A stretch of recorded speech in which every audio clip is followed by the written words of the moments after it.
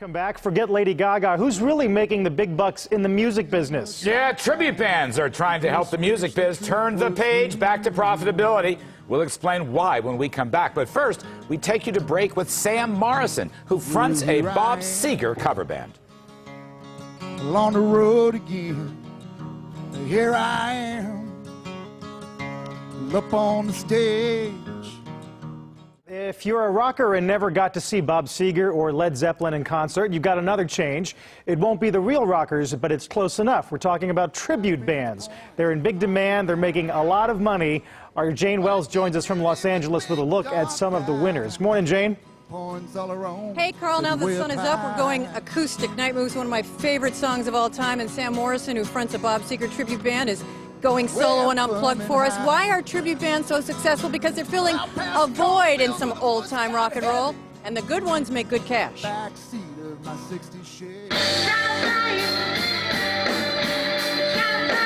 On a summer afternoon in L.A., a park is packed with Zeppelin fans.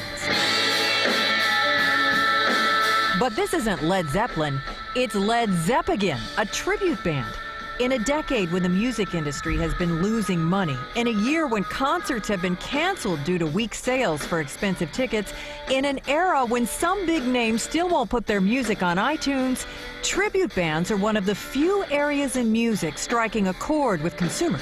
Here we go.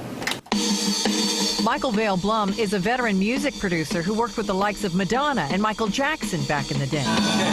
As the industry changed, he decided to see what people were interested in. He was shocked to see a club filled on a Monday night for a tribute band. I thought to myself, you know, there's a whole market here. And I went to the lead singer and I said, do people ask for CDs?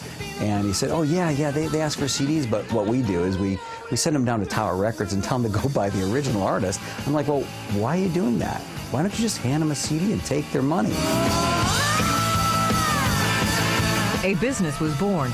Led Zeppagin recorded a CD at Blum's Titan Music Studios.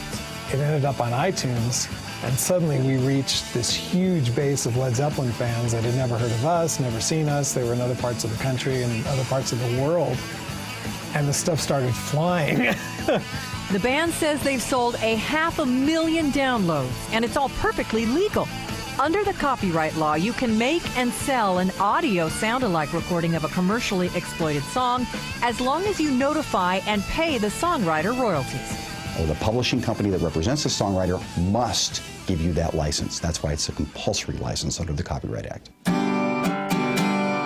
It's become an important source of income for Sam Morrison, who does a Bob Seger tribute. He's got an amazing voice, and I do my best to try to sound as close to him as I can. We're working on a night move, trying to make some front page driving news.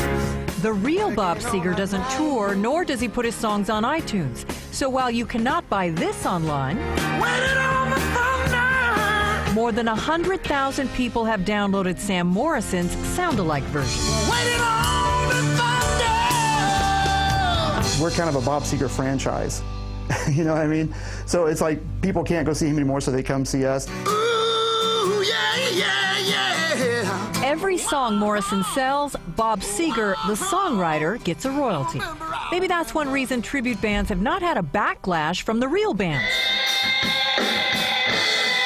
In fact, Jimmy Page has seen Led Zeppagin in concert, and the real Led Zeppelin eventually decided to sell songs online, maybe after seeing how well the tributes were doing.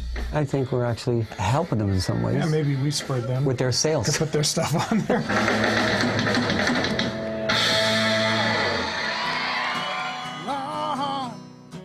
All right, now these tribute bands are also to try and take it to the next level now, doing covers for songs in TV shows and movies. That is a completely different licensing situation, more difficult, potentially more lucrative.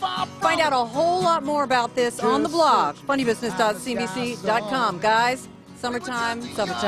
Restless and bold. All right, Jane, good stuff, great report. We're going to take a quick break, and then we're back with this morning's market action.